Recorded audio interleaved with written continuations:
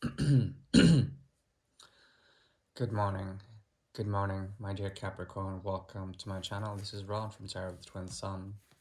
I will be building a portal for you, opening that up, as well as seeing the energies between you and someone else. It's small lineage. We'll go ahead and pull from the Ohio deck first. It's a bicycle deck from 1970. And we'll go ahead and find the energies that exist between you and someone else, seeing how they are potentially holding you back, and how to move on and liberate yourself from these energies.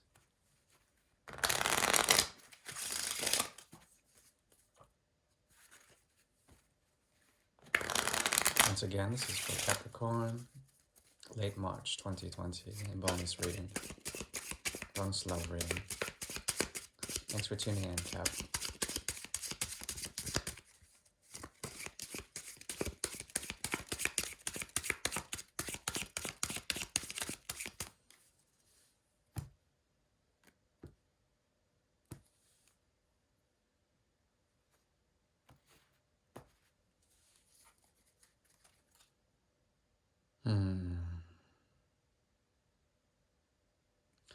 There's a psychological block between you and someone else. This is a very, very stratified block. It's very, very heavily reinforced and preventing the love from coming through. It's psychological as well. It's based on the fortification of society around it. Society is against your connection for some reason, or the environment is against it.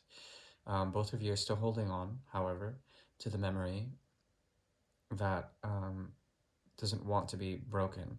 Somehow, there's something about this memory that is very beautiful, and is based on a great deal of love. But there still is a block. This is a block in communication as well. Some firewalling, some ghosting is occurring here. At the same time, it's being lifted because it's in the reverse. The Ace of Swords, this block is trying to be reversed because you guys are still holding on to love here, which is a very beautiful expression. Okay, finally, the King comes out. There's motivations about this King, and I'm seeing him as one who wants to reason and to move away from love. There also is a great deal of anger revolving the fundamental truths about something that happened in the past, something that involved betrayal or abandonment. But now both of those are being revisited in a way. The King is turning around secretly to understand the nature of this connection. The King can be you or your partner. It's mirrored. Both of you have this incentive in silence to look through the motivations of what happened in the past, the nostalgia, the memory, and to reason with it, with your higher truth. Also, there is a possibility for a type of freedom that comes through this. Freedom, as well as the building of the King's Fortress over the foundation of something passionate as well as something solid. One of love. There's a great deal of contemplation occurring now. That's what I see. And it has to do with the past, where the motivations that were dark are being revisited in order to free oneself from the prison of the mind. On both accounts, both kings are doing this. You and your partner, your mirrors. And there is a foundation of love here. Great foundation of love. Why is the king doing this, I wonder?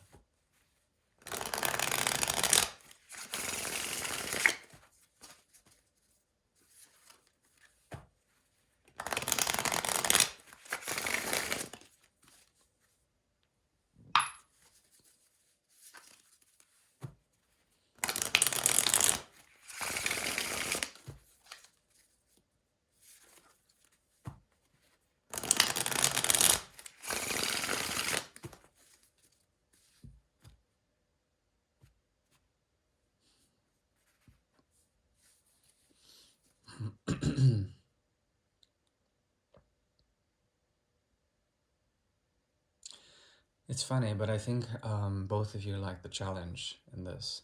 Um, the king is doing this in order to idealize a type of love situation, the romance aspect of it. If there is time apart from each other and a block in terms of communication, it's because through this you guys can both ruminate on a type of love that is highly charged, it's highly romantic as well. Oh my goodness.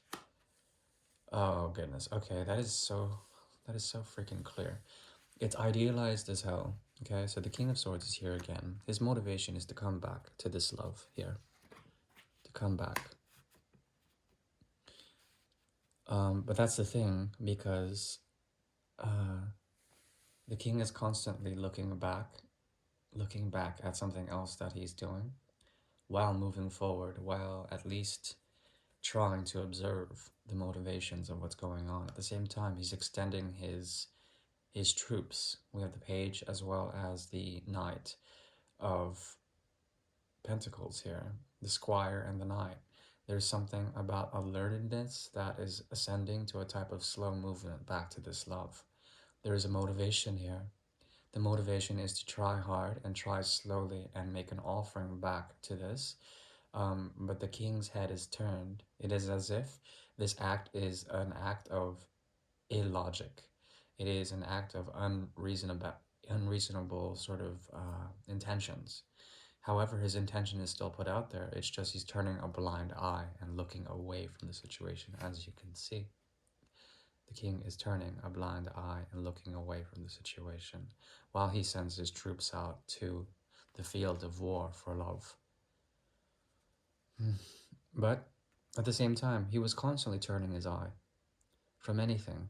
He was looking over aspects of what the other person did, and not relishing in the sort of darkness or the dark capacities that happened here as well. The king was concerned with trying to find some sort of breakaway, some sort of way to break down the emotional block or the emotional imprisonment or the intellectual imprisonment, the lack of communication. The king was trying to find a way to communicate.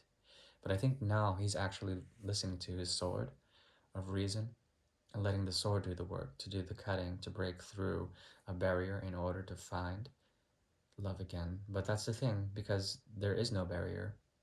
There is no barrier. There's a lot of effort, there's a lot of energy, and it's slow moving towards something beautiful. And it's funny because when he actually looks at this situation, he retracts. He retracts. There's something repelling as well as compelling about what this king does. So this can also work for the person that you're working with. Um, as soon as the eyes reach his vassals, his crew, they are told to come back. But as soon as the king looks away and lets his sword do the work, his truth, then they move forward, and they move forward towards love. this is a very dynamic king.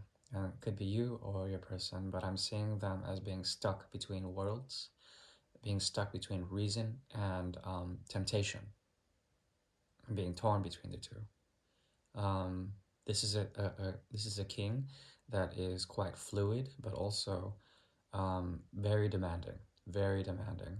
So maybe it's important for you to understand the motivations of psychology, as well as the motivations of your mind, as well as the motivations of where you want to communicate, why you want to do that. Um, what what is the truth in this? What is the truth in this? And I think it's a very clear truth that there still is a connection here with whomever you're dealing with. Okay. Thank you very much, my dear Capricorn. If you would like a personal, I am available on my About section. There's an email there. Otherwise, I wish you the very warmest, and I send you blessings from across the seas and across the globe in order to provide you with a sense of peace of mind, as well as spirit, as well as good health. Thank you. Jai Sri Krishna, Jai Shri Tananda, and Jai Si Jai. Thank you, and I'll see you in April. Peace and love. Bye bye.